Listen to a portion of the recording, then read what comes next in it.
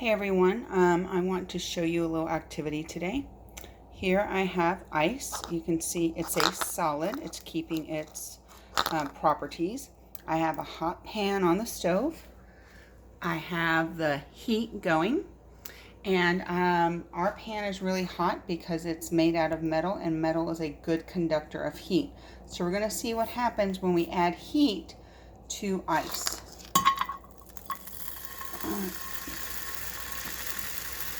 I can see that it's starting to melt.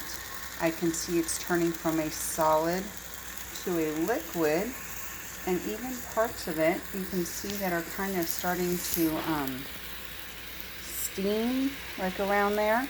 That's our gas.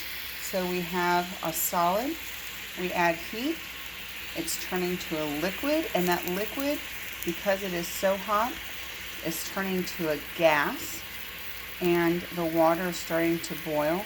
And if I leave it here long enough, what do you think will happen to all the water in the pan?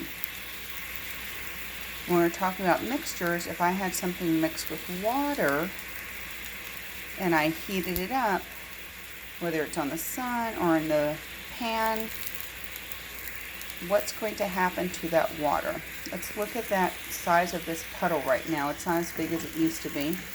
I'm going to move it around,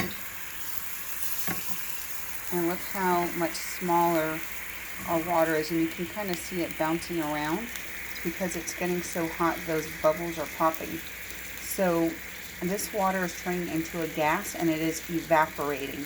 It is turning into water vapor, which we cannot see, but it is still here in my kitchen.